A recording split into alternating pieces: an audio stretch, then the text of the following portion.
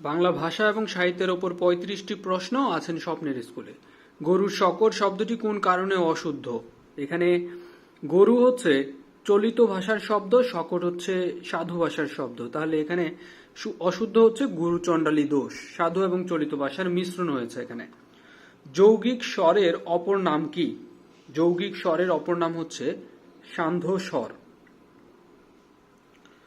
ভূত এর বিপরীত শব্দ কোনটি? আমরা জানি ভূত এর বিপরীত শব্দ হচ্ছে ভবিষ্যৎ বা ভাবি। বাংলা স্বরবর্ণে মাত্রাহীন বর্ণ কতটি? টোটাল স্বরবর্ণে হচ্ছে টোটাল বাংলা বর্ণমালায় 10টি মাত্রাহীন বর্ণ আছে। এর মধ্যে স্বরবর্ণের মাঝে আছে 4টি এবং ব্যঞ্জন বর্ণে আছে 6টি। এপিক শব্দের পরিভাষা কি? এপিক শব্দের পরিভাষা হচ্ছে মহাকাব্য। ভূগোল শব্দটির বিশেষণ পদ কোনটি? এর বিশেষণ পদ হচ্ছে ভৌগোলিক। পৃথিবী চিরস্থায়ী নয়, এটি কোন ধরনের বাক্য? এটি হচ্ছে নেতিবাচক বাক্য। বালতি শব্দটি কোন দেশের শব্দ? বালতি হচ্ছে পর্তুগিজ শব্দ। মধ্যাহ্ন শব্দটির হ এবং দন্তন্য এর বিশিষ্ট রূপ কোনটি? এখানে দেখেন, এখানে কিন্তু হ এবং দন্তন্য। মধ্যাহ্ন। ষষ্ঠ এর সন্ধি বিচ্ছেদ কোনটি? একটু দেখেন, শশ যোগ থ, ষষ্ঠ। নিচের কোন বানানটি শুদ্ধ? এখানে খেয়াল করার ব্যাপার হচ্ছে এই তালব্যস্বয়ের সাথে কিন্তু দীর্ঘ উকার, আর একমাত্র এখানে কিন্তু দীর্ঘ উকারটা আছে, এজন্য শুশুশ্রা এই বানানটি সঠিক। না, আমি যাব না। এখানে না কোন ধরনের অব্যয়? এখানে না হচ্ছে অনন্যই অব্যয়। সম শব্দের অর্থ কি? সম শব্দের অর্থ হচ্ছে শান্তি। কার্য শব্দের প্রকৃতি এবং প্রত্যয় কোনটি?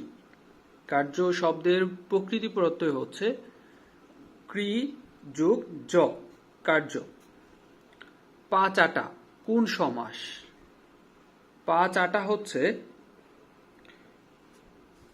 বেধিকরণ বহুব্রী সমাস।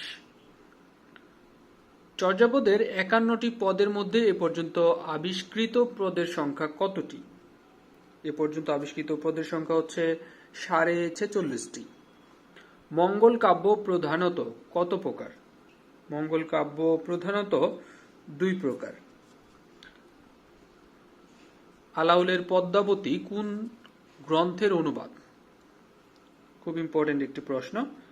এটি হচ্ছে পদুমাবত, এই গ্রন্থের অনুবাদ হচ্ছে আলাউলের পদ্মাবতী। মধ্যযুগের প্রথম কাব্য কোনটি? মধ্যযুগের প্রাচীন যুগের আমরা জানি যে চর্যাপদ, এবং মধ্যযুগের প্রথম কাব্য হচ্ছে শ্রীকৃষ্ণ কীর্তন। ফুল্লুরা চরিত্রটি কোন গ্রন্থের? ফুল্লুরা চরিত্রটি চণ্ডীমঙ্গল গ্রন্থের।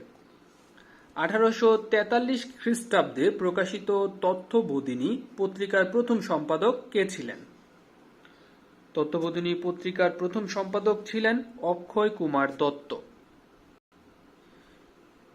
বিলাতে 750 দিন গ্রন্থটি কার লেখা? বিলাতে 750 দিন এই গ্রন্থটি লেখা মোহাম্মদ আব্দুল হাইয়ের।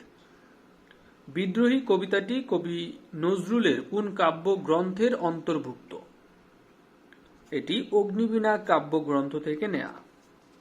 সদবার একাদশী এটি মূলত কোন ধরনের রচনা? এটি হচ্ছে একটি প্রহসন। বাণভট্ট কার ছদ্মনাম? বাণভট্ট হচ্ছে নিহার রঞ্জন গুপ্তের ছদ্মনাম। আমরা হিন্দু বা মুসলমান যেমন সত্য, তার চেয়ে বেশি সত্য আমরা বাঙালি, এটি কার বক্তব্য? এটি ডক্টর মোহাম্মদ শহীদুল্লাহ বলেছেন। সবিতা কাব্যগ্রন্থটি কার লেখা? সবিতা কাব্যগ্রন্থটি লিখেছেন সত্যেন্দ্রনাথ দত্ত। কাজী নজরুল ইসলাম কোন কবিতার জন্য বা কোন কবিতার রচনার জন্য কারাবরণ করেছিলেন আনন্দময়ীর আগমনে এই কবিতার জন্য? রবীন্দ্রনাথের কোন উপন্যাসটি রাজনৈতিক? এখানে 4টে উপন্যাস দেওয়া আছে রবীন্দ্রনাথের, তার মধ্যে রাজনৈতিক উপন্যাস হচ্ছে গোরা। টি.এস. এলিয়টের কবিতার বাংলা অনুবাদ করেন কে? বাংলা অনুবাদ করেন বিষ্ণু দে। মুনির চৌধুরীর অনুদিত নাটক কোনটি? মুনির চৌধুরীর অনুদিত নাটক হচ্ছে রূপার কৌটা। নিচের কোনটি মুক্তিযুদ্ধভিত্তিক উপন্যাস? মুক্তিযুদ্ধভিত্তিক উপন্যাস হচ্ছে রাইফেল রোটি আওরাত। সোনার তরী এই কবিতার মূল বিষয় কি ছিল? সোনার তরী কবিতার মূল বিষয় ছিল মহাকাল এবং মানুষের সৃষ্টি। মহাকাল এবং মানুষের সৃষ্টি নিয়েই মূলত এই ভাবটা প্রকাশ করা হয়েছে সোনার তরী কবিতায়। অলিক কোনাট্য রঙে মজে লোক রারে ও বঙ্গে, এটি কার উক্তি? এটি মাইকেল মধুসূদন দত্তের উক্তি। ঈশ্বরচন্দ্র বিদ্যাসাগরকে বিদ্যাসাগর উপাধি দিয়েছিল কোত্থেকে? বিদ্যাসাগর উপাধি পান তিনি সংস্কৃত কলেজ থেকে। ধন্যবাদ স্বপ্নের স্কুলের সাথে থাকার জন্য।